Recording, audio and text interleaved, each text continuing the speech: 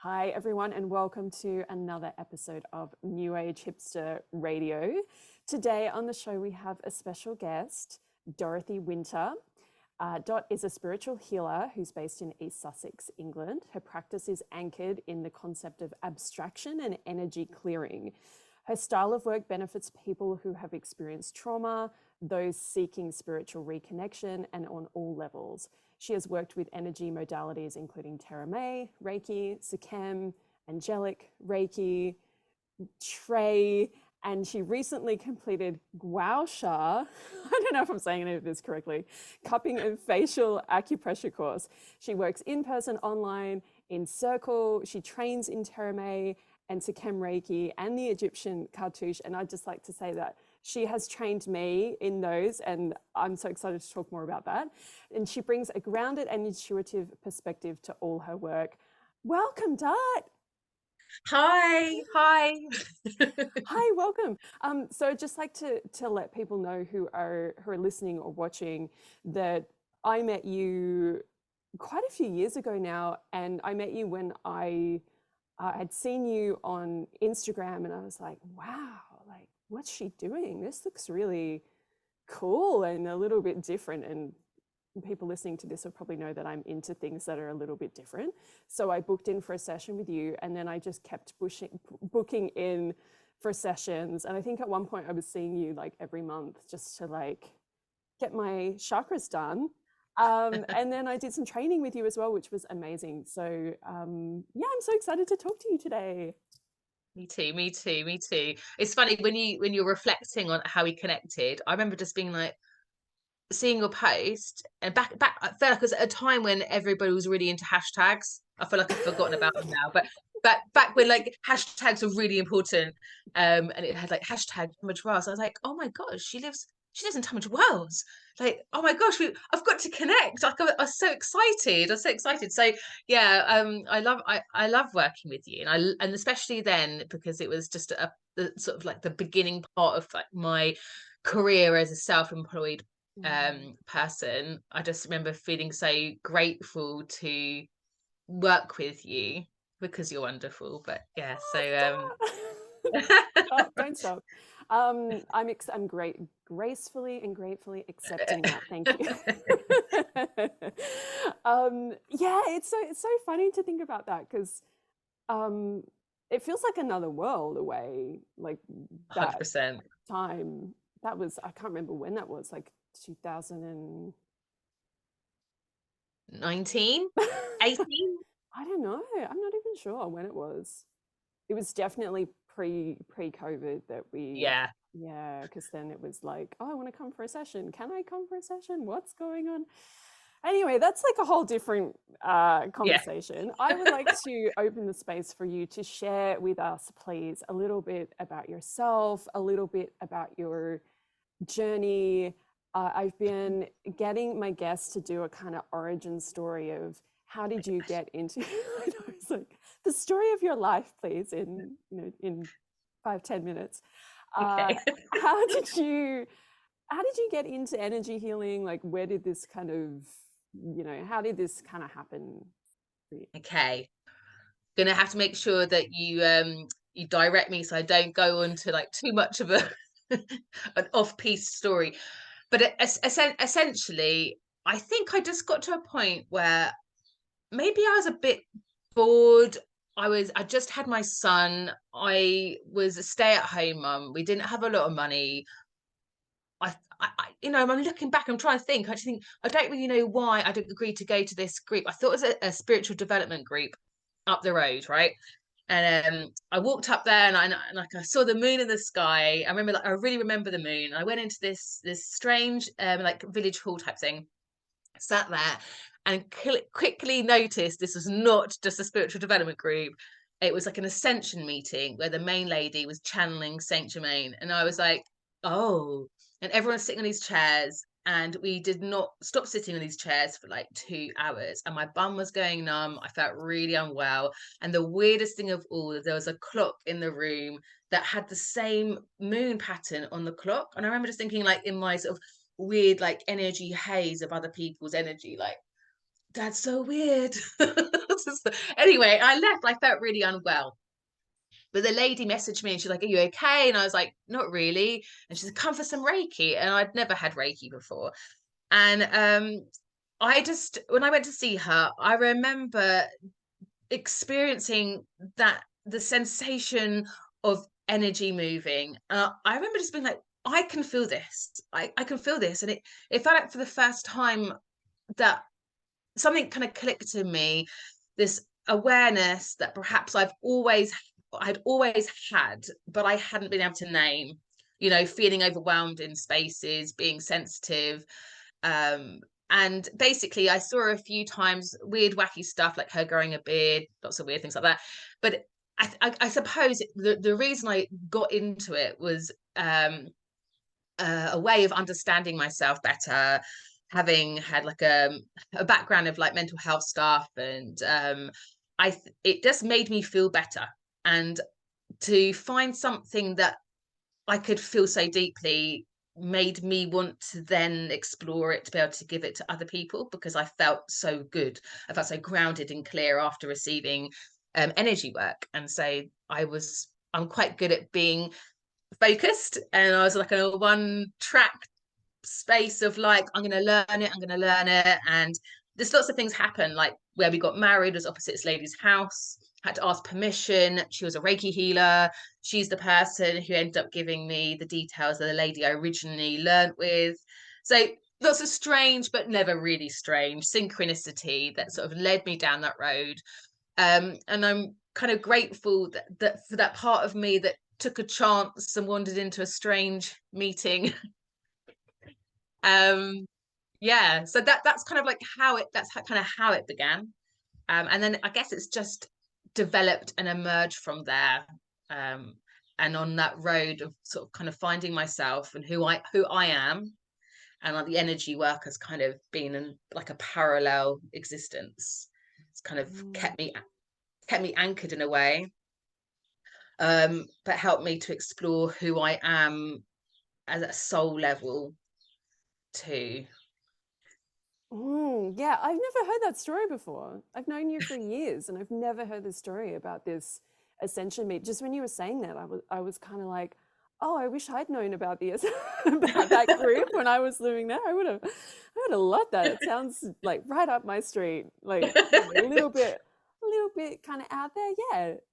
Yeah, that's so interesting that's kind of that decision that you made to go there that day kind of took you on this whole journey to where you are now. I always find that stuff really fascinating, like when you start thinking about timelines and different choices that we make and different ways that we could have gone, and it's just like this just one decision to you could have stayed home that night, but you were like, no, I'm gonna go, and here we are. Yeah, because when you asked me, I was thinking, like, was it an intuitive decision? I think people with intuitive decisions are like a ray of light comes down and you go, yes.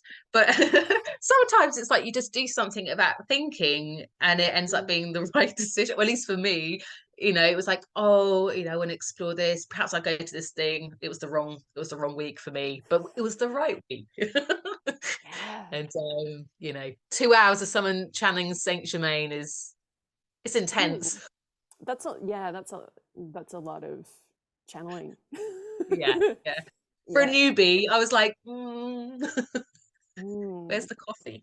Actually, I'd love to ask you about that, to kind of bring the channeling conversation to the table, because I know that what you do, you channel energy, and I'd love for you to talk a little bit about what you actually do, like when you're working with energy. Like, how does it kind of?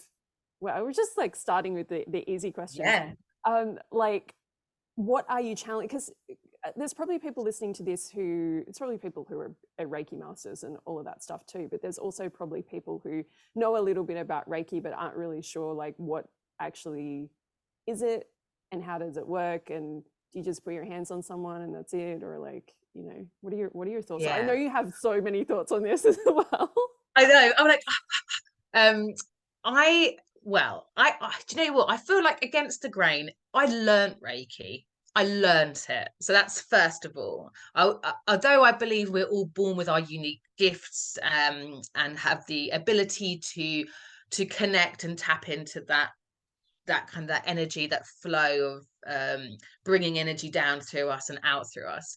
I learned it, and I'm not, so I'm not. There's no qualms about that. I went to a class, and somebody told me what to do. Um, so old school Reiki. I say it's old school, like, but in this traditional sense, it's a passive.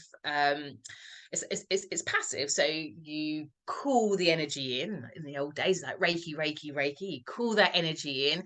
It comes through you, connects to your heart, because we work from our heart, and it comes out through our hands. So it's the application from one place to another, like we're the plug socket, we're not the electricity, and then we just we're turning the light on or the appliance on. So that's kind of like old school, and you're putting it into somebody, you're moving it through somebody. And I suppose, like, over time, that adapts and changes. And for me, I guess I've really even stopped using symbols in my work, really, with the Terame system. There's like 30 plus symbols. I don't suppose I really work like that anymore, maybe because I've integrated it so much. Mm. So for me, it's also that connection to people's energy. So yes, we're channeling energy through us, but also it's the attunement to the person you're working with. And I know, like, when I first started working, like doing Reiki, the concern for me, I remember, was like, am I feeling the energy, or am I feeling them? Like, what am I feeling? And I feel like now I really am feeling them. I feel like I tune to people's energy in such a deep way, that the energy that comes through me is just the right energy for them. And I guess, like, we're taught a bit about it being universal energy. I don't always know if that's true for me. I quite like picking the energy I work with. I find the universal energy a bit flippant. Like, oh, it's universal energy.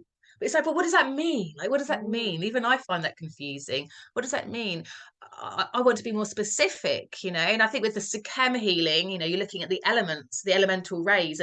So it's much more tangible. It's like, God, this person needs some fire in their body. It's like you're calling that specific vibration in, that is something that's tangible to us as human beings. Yeah, so I feel like there's a mixture between, like, yes, you're channeling that energy, you're invoking that energy, you're calling that energy in, as well as attuning to the energy you're applying it to. And it's that nuance is what creates, like, the frisson of healing, because it's not about us, it's about the person we're working with and what they need. Yeah, I love that.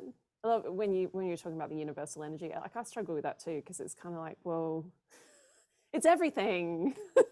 Yeah, like everything and nothing, and it's all of us, and yeah. It's too broad. Mm. Like, yes, when you go stand in the sun and you feel that solar power, that energy, and you're calling into you're calling to the sun power. It's like, that is that feels like one specific vibration. That's not yes, is it universal? Is it connected to everything? Is it all source? It's all source. But then you get into the whole, like, but what what type of source are you calling in? Like, are you calling in any old Archangel Michael, or are you going to call in, like, the creme to the creme, the VIP, the ascended aspect? It's like, I don't know. I feel like I need more clarity on the bespokeness of it. Like, in England, like the Waitrose. I want the Waitrose, or like the Harrods version. I don't know if I want just to have, like, just the secondhand goods version.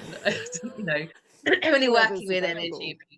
You know what I mean? Yeah, I do. I love the way you talk about that, because I feel like, like, when we work with deity, we're essentially tuning into that source energy, universal source, divine, whatever you want to call it. But it's like we get that specific aspect of it. And that's what I really love about working with the angels or the goddesses or gods or just any deity. It's like, actually, I really want to tune into like a specific part of that rather than just like, hey, God, are you there? You know, Yeah, like, yeah. yeah. And of course that, that does mean that I think you spend your life attuning um and being initiated into those frequencies. It's I think there's like because we live in that kind of society that oh, I learned it so I can do it, but you never stop really learning it, like with the cartouche. Yeah, for those of you who don't know, the cartouche is like, it's like 25 vibrational cards that all have their own healing and deviation, but they're part of the Egyptian archetype. So let's just say like Thoth, Isis, characters you might know. So you might work with them, but you might work with them for like the next 50 years. And then like, on the 50th year, you might be like, oh my gosh, I really feel you now.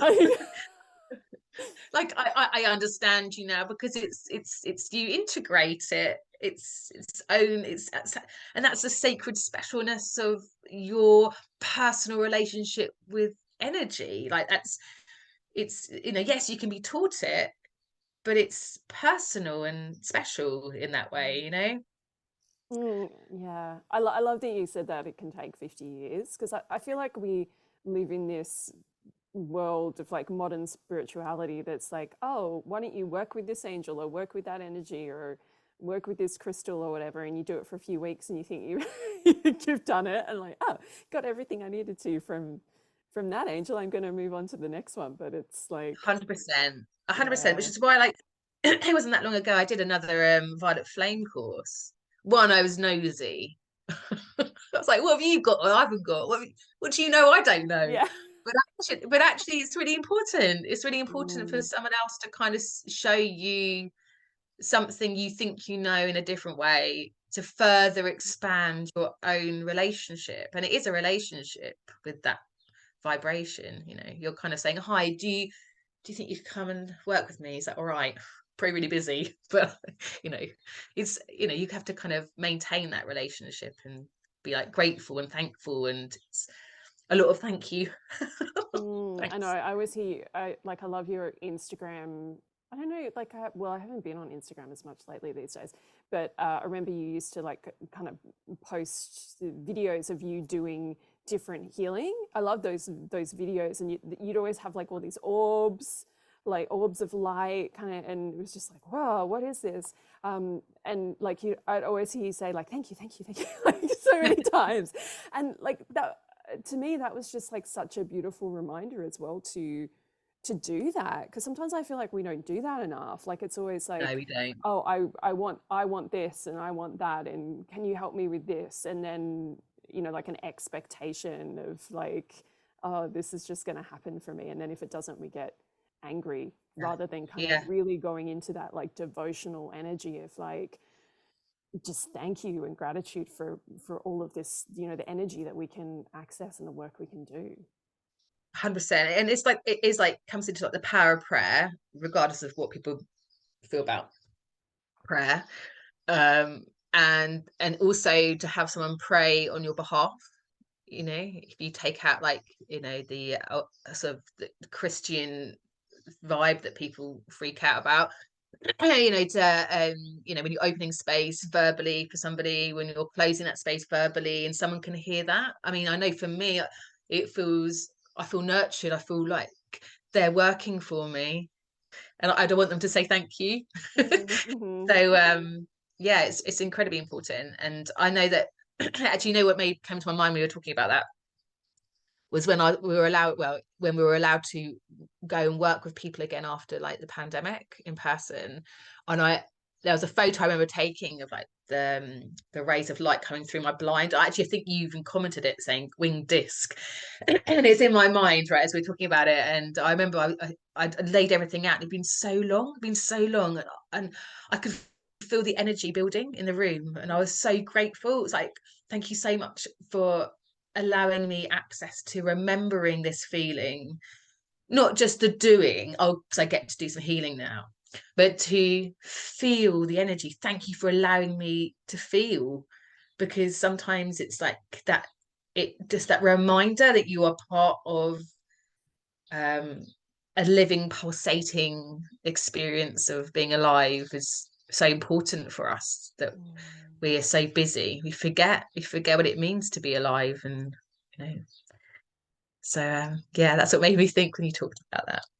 Yeah, I love that. And I like, it's such a simple thing just to be grateful. Like, whenever I talk about gratitude, I just feel like, oh, gratitude. Everyone knows you're supposed to be grateful and gratitude lists and all that stuff. But there is like so much to be said for for just sitting and saying thank you. Like, it's one of the, when I do my spiritual practice in the morning, it's one of the first things I say. Like, I call on a bunch of energies and call on myself and my higher self, and arrive in within myself and with myself, and the first thing I say is thank you.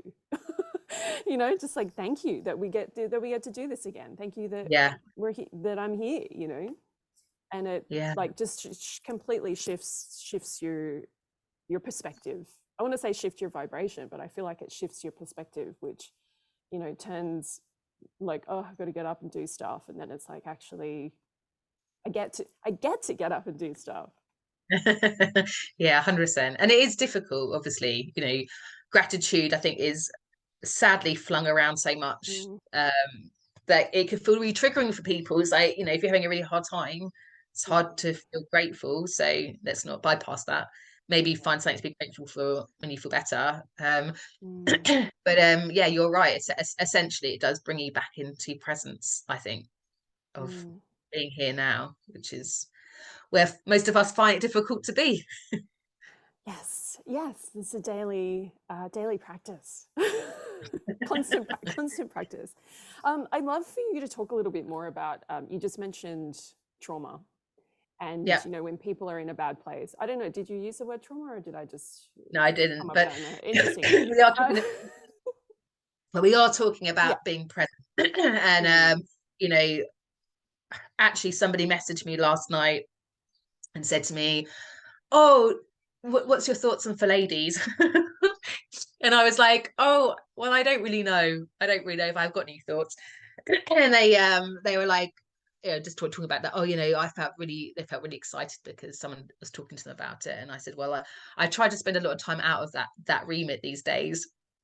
And they were like, "Oh, why? I'm really interested to know why." And I said, "Oh, I just find a lot of disassociation with a lot of spiritual um, practitioners, and I think that comes from also being part of that, quite disassociative, um, having my head up in the clouds a lot, and I think with trauma, it's essentially we become really separated from ourselves in order to survive, and it's then much easier to remain out of our body, to come back to presence of ourselves, to feel our breath, to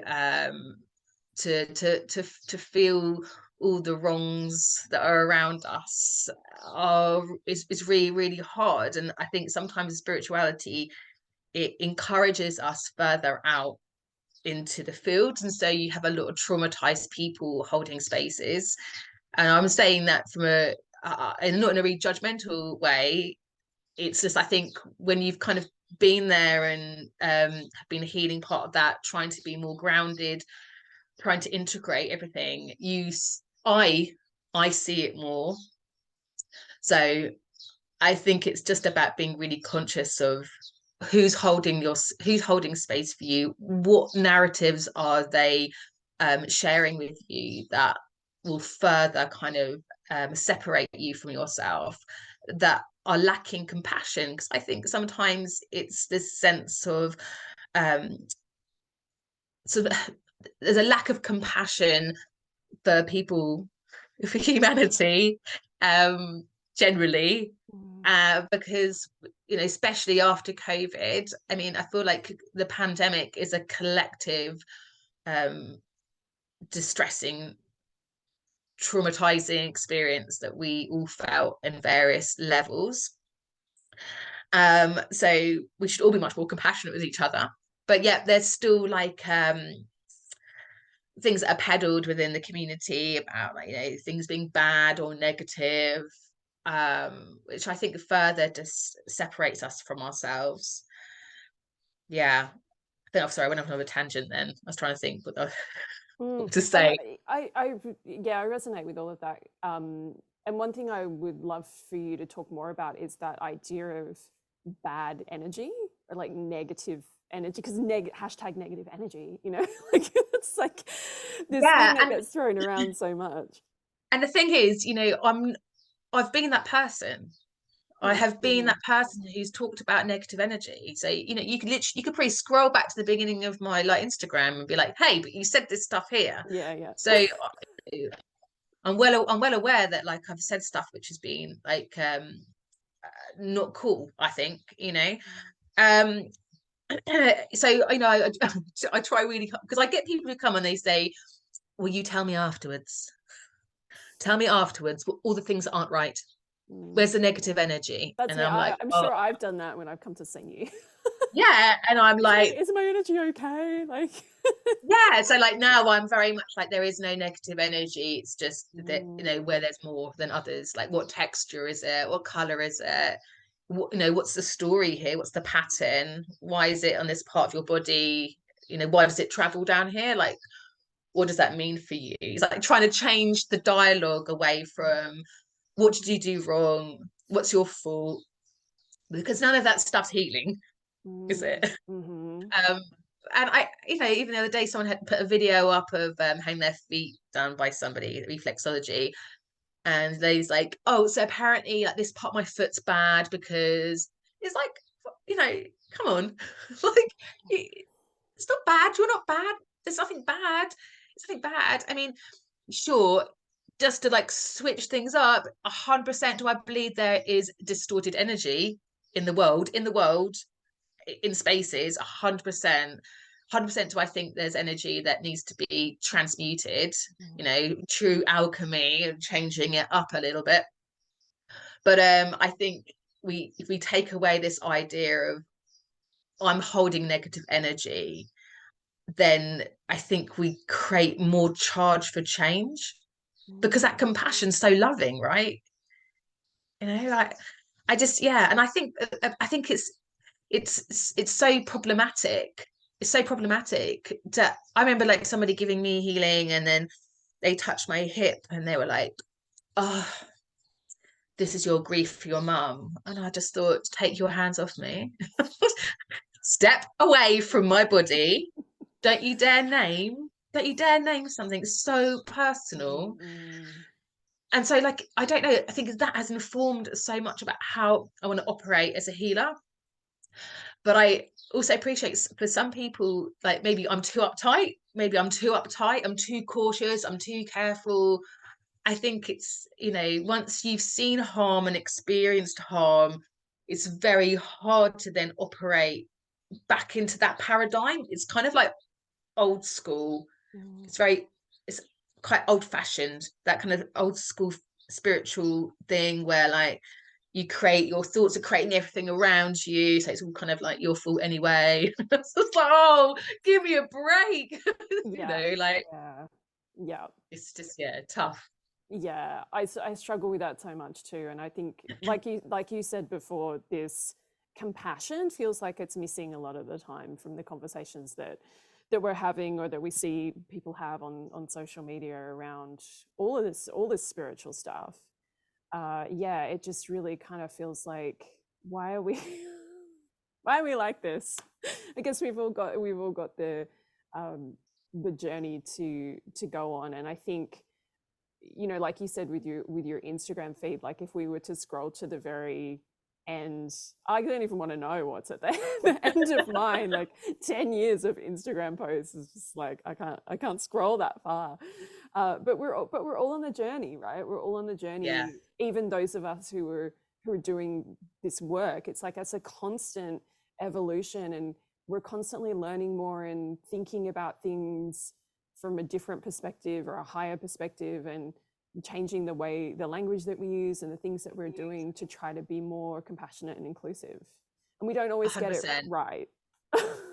No, because, and I think the hardest thing about spiritual world is that two narratives that are so opposing can also live side by side. Like, Mm, two things can be true at the same time, even though yeah. they're opposites. And how can they exist simultaneously? How can we allow them to be there? Mm, And that's what I find interesting. It's sort of like, yeah, you have got energy there. Yeah, it does seem to be creating like some kind of physical problems for you. Yes, it probably could be emotional, and yes, it probably does stem from some part of your life, yeah. but on the other side of it, we all contract when we're stressed. That part of your body is just a part of your body that's contracted.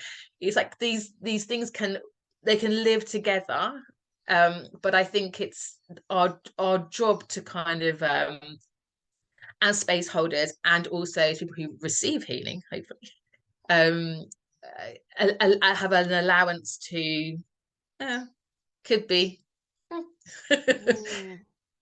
Yeah, I had a yoga teacher once who we were talking about like the different niggles and things that we had in our physical body, and like, oh, some postures you might not be able to get into because you might have an injury, or dodgy knee or whatever.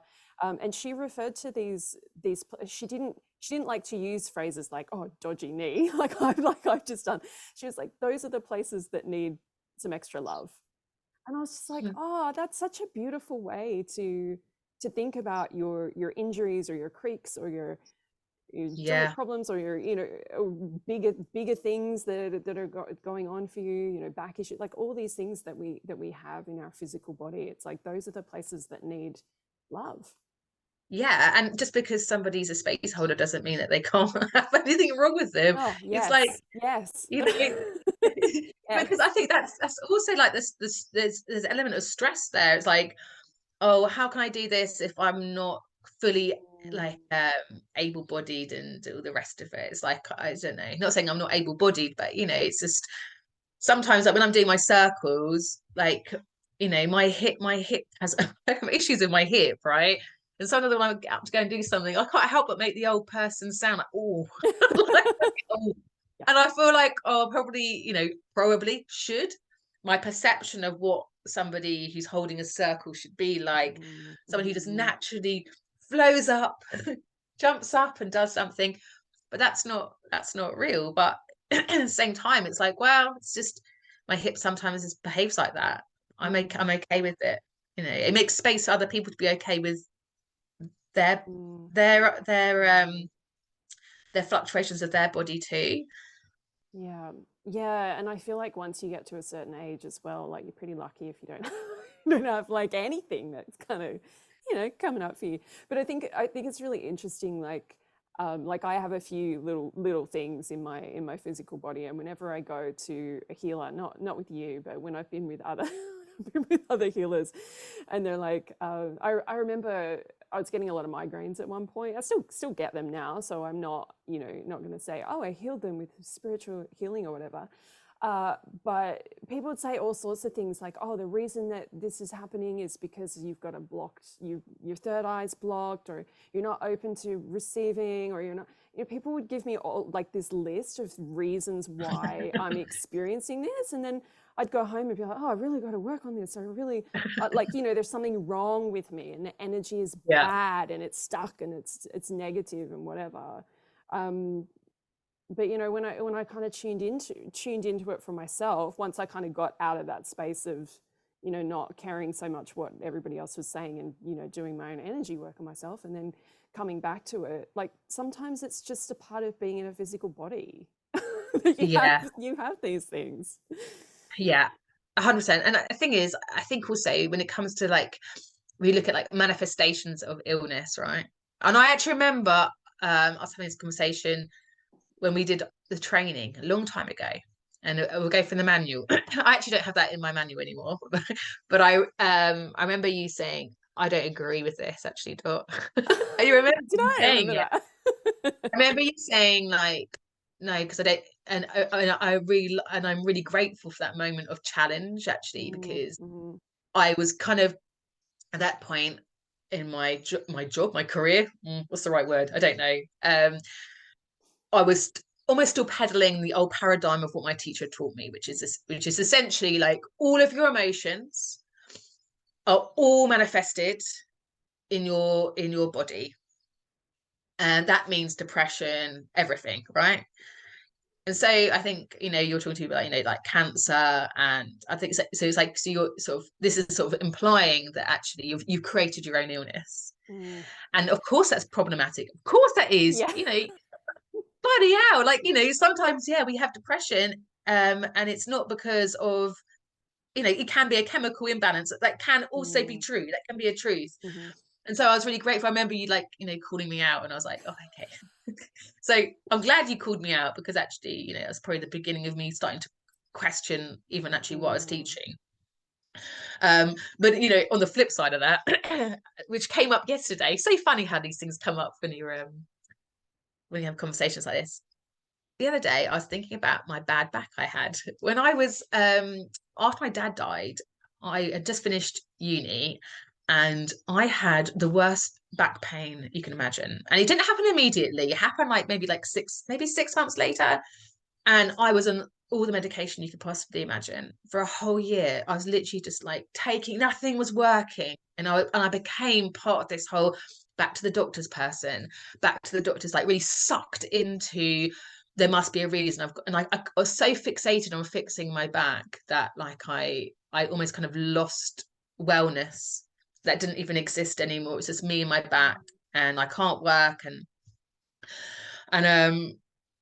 I had that bad back for a really long time. And then I met my husband to be, and something softened, something softened, and it went. And I can't explain that. Like, I can't explain that, how someone could take that many drugs. I remember coming off of these drugs and feeling fucking awful, but I can't explain that. But all I can ever do is relate it to the absolute loss and devastation of someone I loved. That's all like when I look back, it's like it seems such an echo of that pain, so do we hold our energy in our body? Yes. Can it manifest in aches and pains? Yes, I think it does. Otherwise I'd be out of a job. Yeah. If that Yeah. was all like bull, if that was all Yeah. bull, I'll go back to my makeup job. But Mm. but at the same time, it's like we said, like you can't name it for people. Mm. You can't tell people, you've got cancer because like you did this and this, and you made it this way. Like Yeah. your thought forms, how you see the world, your negativity. Mm. It's just too dangerous to be like that, I think. Yeah. Yeah. Yeah. And I think too, I don't know, my personal take on it is sometimes we can see what happened, like in the situation with your back, and sometimes we just don't know why we have these Yeah. things. Like my dodgy knee, sorry, not dodgy knee, my knee that needs some extra love. My Yeah. knee that needs love. Um, I've had that for years, and I've been to you about it, and you're like, I don't know, Vix, I don't know what's up with your knee. I've been to like other energy healers, I've been to the physio, I've done all of these different things, and no one seems to know like what it is. And I've had some different, I've had a whole bunch of different things when I've tuned into it. I've seen like a past life where I got stabbed through the knee with a sword. I was like, oh, Wow. okay. And then I was like, oh, okay, like that must be it. Now that I've seen that, it will go. And it didn't go. So I was Come like, on. okay, what else is it? And then I was like, oh, I think it's from when I was a child and I fell over and no one cared. So it's like this whole abandonment thing. And then I worked through that. And then I was like, okay, I've still got this knee thing. All right, what's next? I've sort of like gone through this process. And where I'm at now with it is this beautiful space of just like acceptance. Like Yeah, I love maybe that. this is just something that I have in my physical body, and maybe that's okay. And if it I've been doing a lot of like physical strength stuff to try to make my leg stronger so that my knee can be looked after, you know, so I can like hold it Yeah. in place better. So I've been doing that quite a lot, and that's been feeling better. But yeah, but there's like this other part of me, because I was going to roller skating for a while and I was really enjoying that, but it felt so hard on my knees. So I kind of had to go into this space of acceptance that maybe I'm not going to be a professional roller dancer. Like maybe that's just not going to happen in this lifetime, you know, and maybe that's okay. You know, maybe that's Yeah. okay. And maybe this is just a thing that I have, and I just have to accept and love and, you know, do the things that I can do. And if it heals, that's great. And if it doesn't, Yeah. that's okay. But yeah, I guess it's interesting when you take the great eye of Sauron off of like the sort of like the drive. No, like sorry, not like, but you know what I mean. It's like I think sometimes we get so fixated on curing Mm-hmm. that the energy of that is Yeah. almost destructive too. It's Yes. it's almost like when you kind of forget or get distracted, it's like, oh, it's sort of done its own, it's been able to finish its pattern, its cycle, which I think is really interesting anyway for all kind of animals, that we have these sort of cycles that we don't always finish. You know, especially the fight, flight. There's like it's like an unfinished pattern of some kind, and then needs to be resolved in a way. Yeah. Yeah, it's so interesting. I just, and I love the way that you approach it and the way that you talk about it, because it's like you're not fixing people. Like your healing work Yeah, isn't about there's something wrong with you and you need fixing. yeah. It can't be. It can't be. I don't want to disappoint anybody. Not that you're not amazing at what you like, But you know, what because you do. I don't want to disappoint no, because I think it's a fallacy, isn't it? I'm going to Mm, fix you. Yeah, mm, one session, you just book in. Yeah, everything's hunky dory now. Yeah, now go back to your life, which probably, you know, also probably needs some sort of like adjustment. But that's not my job. You know, I've had like people come and they're like, yeah, so I need my cords cut. This ex-girlfriend. I'm like, okay, it doesn't like it doesn't work like that. You know, like it's mm. like in terms of like there's a process to lots of energy work, and at least the way I work, there's enough like ways to clear energy that you should be able to refine something enough that people should feel lighter, blah Mm, blah blah. But if somebody comes with a thing like I want this, but they're kind of not doing anything else, it's sort of like, wow, there's a shitload of pressure for me, you know, like I could, yeah. I could do a bit, but you know, are you still thinking about them? Are you still going to like message them Mm. later? Are you still going to stalk them on Instagram? Like, you know, Yeah. that's Yeah. unfortunately I no, but I can support you in Mm, your processing of letting something go. That mm, and that's a different kind of support, isn't it? It's a different kind of curing. That's like someone I can sort of fully lean into. Oh, here's somebody I can like be myself and say what I want to say and let my energy be as it is, and that person's mm, not going to judge me, because that's the one thing I think is really important, is that you don't feel judged. You know, mm. I can only go by like how I feel about people holding space for me, and I think as a healer, I even hate saying that, as a healer, sorry, but it's very hard to have someone else hold space, and I think that's just, Mm, one, I'm a perfectionist. Two, I like people working a certain way, and so I've become quite difficult. You know, I'm quite a difficult mm, candidate, and because of that, I'm really conscious about what I can deliver. You know, like mm, and I think that pressure to make it perfect is really in me. You know, mm. obviously that perfection is my perception of perfect, not someone else's. But um, yeah, sorry, I don't know where I was going with that one. No, that's really interesting, because I feel the same way as somebody that holds space for a lot of people. I've had some really tough experiences over the last few years, from really like my whole life, really, with psychic readers and tarot readers. Um, Not so much healers, but mostly because I found you and I just stayed with you. Oh, Uh, haven't seen a lot of other energy healers, really. But yeah, I've had like a lot of these experiences where I felt like the person who was reading my cards or doing a session for me, different kinds of sessions as well, just didn't hold the space safely, and I didn't feel safe, and I felt like I opened my energy in a space where I shouldn't have probably done that. Yeah. And it's always a bit like, oh, why did I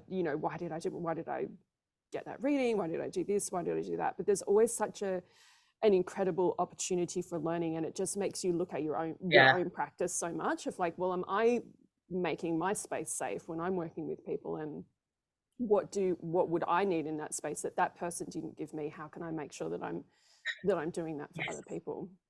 Yes, yes, yes, yes, yes to everything you just said. Like, it gives me goosebumps because you're so right. I think if you never allow yourself to have space held badly, Yeah. how do you ever learn to hold space better? Mm. It's such an interesting thing, isn't it? Because you can spend like a lot of money thinking someone's going to be really good at what they do, and you just don't safe. Mm. I just, and I take such a long time to make that decision with people. So I as the other side, I really totally adore people who have created spaces that have felt good for me. I went to see a crania. Like I don't really tend to work with men. That's not something I've ever really chosen. But the cranio chap that I go and see, it's amazing. And I can't tell you, I shook and I shook and I felt so good. And he did amazing little things, like when somebody came in the door, because he works in a place that's got other rooms, he would say, oh, someone's just coming into the corridor, and he's just they're going upstairs. And I can't tell you what that meant for me. Like, I was so grateful that these other noises that I could hear, that they had the awareness, and it does come to awareness, to just comment says I felt safe. Mm. Not even that I felt that sound was an intrusive sound that would harm me, but it's that consideration that someone would take to just lend that sense of I don't know what the word I'm looking for is, but yeah, everything, however they operate, was just so perfect. And at the end, I did the thing that I've just moaned at people do for me, which was like, what did you find? And What's wrong with me? yeah, so would you pick up, and they were like, I don't know, what did you think? Which is what I do to people now, they hate it. And Yeah. I borrowed that from them. I was like, yeah, it's good, I'm gonna do that. Mm. And I was like, I don't know, does it matter? Mm. I know I released a lot, because my body tremored and I cried and I feel exhausted, but I felt so held and comforted, and yeah, really powerful. So then I was like, when I go back, I'm just going to make sure that people have, you know, Yeah. it's a fine line of like not overwhelming people with too much choice as well, like, because some Mm. people hate incense. Some people, sounds of bowls are really triggering for people, Mm. especially if you had experienced trauma. The inner ear is quite sensitive. Giving people options, have their eyes open, what blankets they want. It's just, there's so much you could do to like curate a space that someone feels like they are the boss of. Mm. I mean, I like to feel like I can say, oh, you know what, I don't feel comfortable. So I Mm. always like to say to people like, oh, you can put your hands anywhere. Because one of the first things I was taught when I learned Reiki was like, get the person to put their arms by their sides. Mhm. If they put their hands across their tummy, make sure you move them, because they're holding over their solar plexus, which means that they don't they don't want the energy there. So I say to people, like, put your hands wherever you want. I don't care, Mm. like, whatever.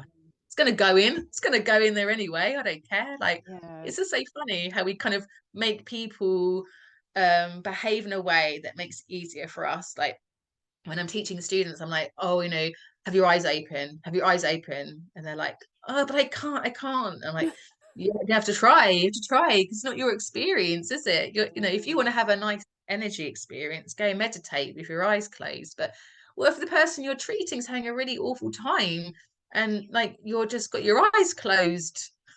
Just like Mm. it's a magical land. Like it's just, come on, can you? No, well you can. People do. This I think people do. You know, I'd hate to think that if I was having my heart was racing and I was really finding my session hard, if I open my eyes to see the person having their eyes closed, like I'd be like, come on, so Yeah. help me out. Mm. Yeah, it's such an interesting thing, isn't it? For people who are listening or watching this, what are some things that they should look out for? Like if they go to a healing session, um, and they're not sure, like, oh, this didn't make me feel right. Like, what are some things that, what are some, I don't want to say like red flags because I don't want to be like, oh, don't go to those healers. Well, But you know, what are some things that, what are the green flags for people? You know, it's probably a better one. how do you know that a healer is holding the I am space? okay. So I think the first thing is boundaries and well, I can only go by what I like. This is what I like. I What do like you it when like? someone I like it when someone gives me a very clear idea of the agenda. Okay. I Mm-hmm. like it very clearly that this is the time, these are expectations, and this is what happens if like you don't turn up, you can't come. I like that, right? Mm-hmm. Okay, so from the off, they're coming across as someone who is well aware of like how to orchestrate themselves business wise. I mean, obviously, like if you're going to see a shaman in the middle of like a wood, we probably wouldn't do that. And you don't get many people like that anymore, do you? Especially in the UK. So I'm just saying for what I like, okay? So I'm going to sound a little bit sort of, I don't know, stern, I suppose. The other thing I really, really appreciate is when I turn up somewhere that they give me an idea of the process or what it looks like. So I like to tell people they're going to come on the couch, which way they could have their head, and where I'm going to touch, and perhaps like there's an area they don't want me to touch, that we can talk about that, and what the beginning is going to be like and the end, so they have an idea of when it's going to come to an end. I like to be told that at any point I can stop. I don't have to push through anything. I think that's really important. I think we make the assumption that energy work is for people who want to just connect to like different dimensions and have spiritual expansion. But the truth is that most people are coming because they have a desire to fulfill or release on some level, and that everyone has experienced trauma, whether they realize it or not. That is my belief. Mm. So we should orchestrate in a way that we are kind and have the consideration as if everybody has experienced that. Like we should all be giving good care for people. And like I said, like if someone told me to have my arms down by my sides and to, you know, have closed my eyes, I'd be like pissed off. Sorry, I would be. Oh, don't tell me to close my eyes. Like Mm-hmm. closing your eyes is scary, I think. People always do it. So they think they're doing it right. As if there's a right way to do it. I'm going to have healing now. And I think like it's really interesting, isn't it? Like we're trying to accommodate the person who's doing the healing. Well, some people do, you know, and I think Mm-hmm. that's really interesting, isn't it? It's easier for the healer if I close my eyes, and for some people who are healing, it's easier if the person closes their eyes, they can't look at them. And Mm-hmm. I find that really an interesting idea about intimacy. Like, how do you build intimacy? I mean, the thing is, because how I work isn't just like flowing energy. It can be, but a lot of it's abstractions are moving. I don't really care if someone sat up and watched the whole thing. And in fact, when I've had kids, that's what they do. And then they copy, and it's quite funny because you're like, Mm. stop doing it better. But you know, like it's an interesting. Then then you're having a conversation, right? Then you're not just receiving. There's how does that feel? You know, like I find it so fascinating. There's so many things you can do. Like when I'm working over people, it's like people don't know. I work as a process, so I clear from above the head and I work down over the head and down the body, like in a clarification away with my hands. And when I come to the throat, I always tell people I'm there. I'm like, I'm working over your throat now. This is might not have done it for you, but I do now. And because I've learned, my gosh, I've had people have really responded quite somatically here. So I'm really on it now. And yeah, so just making people be part of the process. Like, I'm working over your throat now, take a breath, get people to breathe. Sorry, so yeah, green flags, red flags. I think it's like you can walk into a space and feel trepidatious because you feel vulnerable. And that's not always your intuition saying, run out of here, these people aren't good. Sometimes that's just your security system saying, I don't feel overly safe because I'm nervous. I'm nervous about someone seeing me, and I'm not sure how I feel about anyone seeing myself.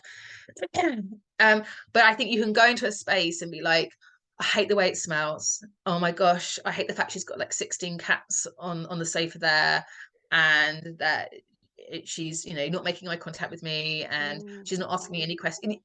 I say she, could be them, whatever, but it's like you have your intuition will guide you. The difficulty is that sometimes we could feel trepidatious because healing can be scary anyway. It's trying to work out like which is your intuition and what makes an unsafe space versus a safe one. Really is such a personal thing. Yeah, thanks for sharing that. I feel like for me, one of the red flags is after you've had the session and you leave, do you feel like, thank God that's thank God that's over, I'm never going back there. And then that's a pretty good sign. That tends to be quite a good one. Yeah. I've had that a couple of times with people. Yeah, me too. Like, that's not in a line. Like, I've obviously had that experience for some reason, and I needed to, or and it had something to learn or to offer me, but I don't need to keep working with that person. Yeah, 100%.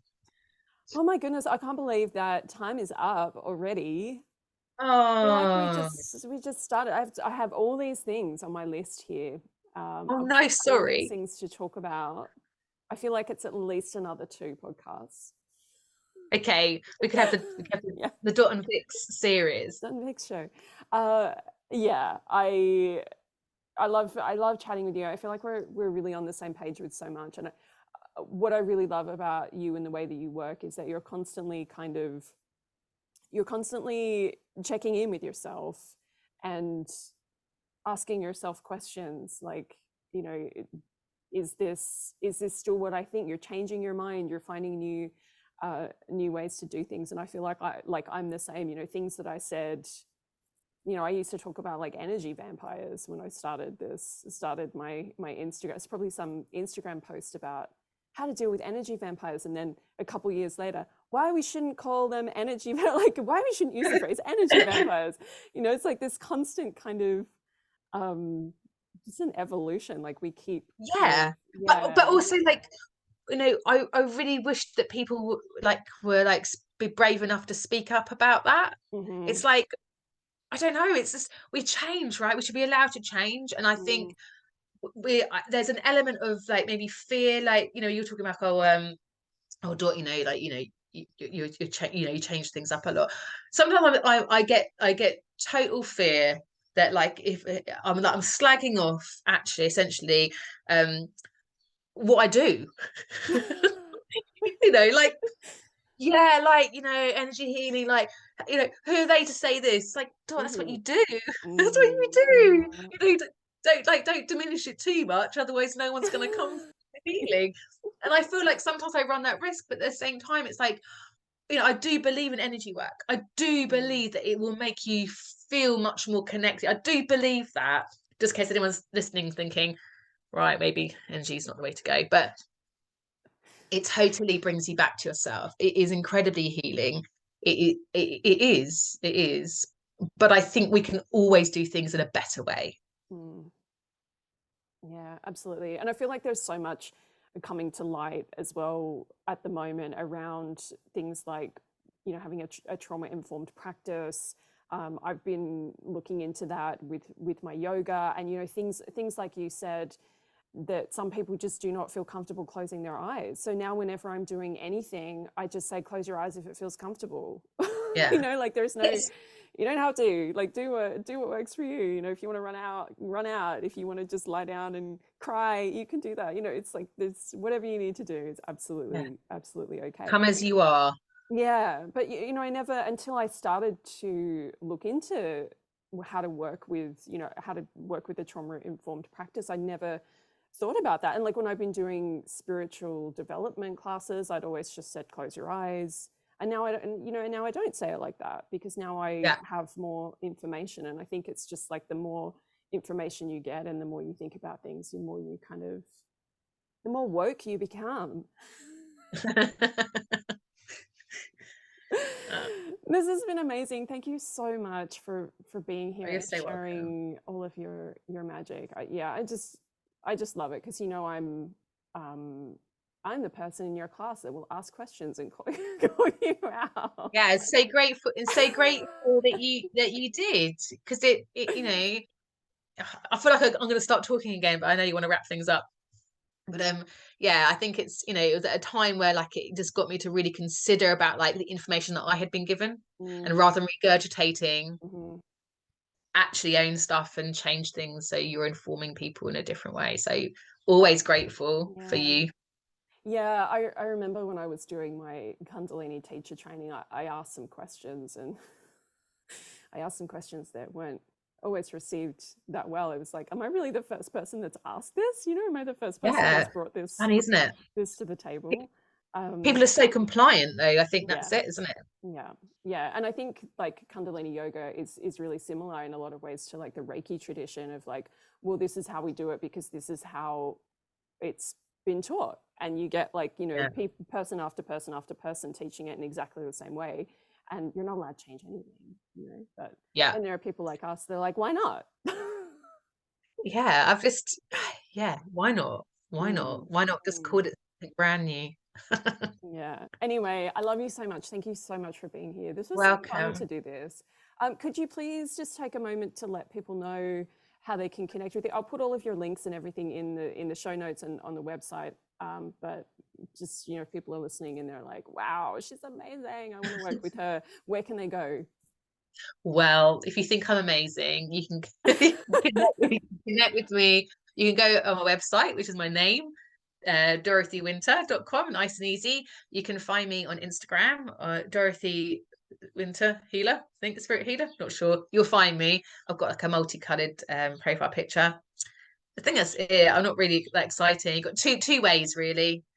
Two Mm. ways. And how can people work with you? Because um, there's people going to be listening to this from all over the world. Like, Okay. obviously, Well, we can't all come to Sussex and have a no, we session. can't. We can't. Unfortunately, I wish we could.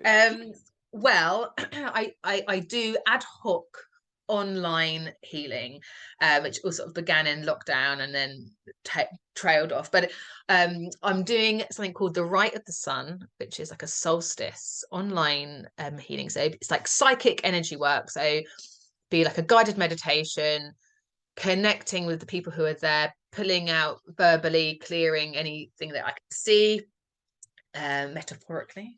And then we will take part in a rite. So I'll email a script, and then we'll take part and get ingredients. A bit witchy, but lots of fun. Lots of fun when you work like that. So yeah, that's one way to do it online as a group.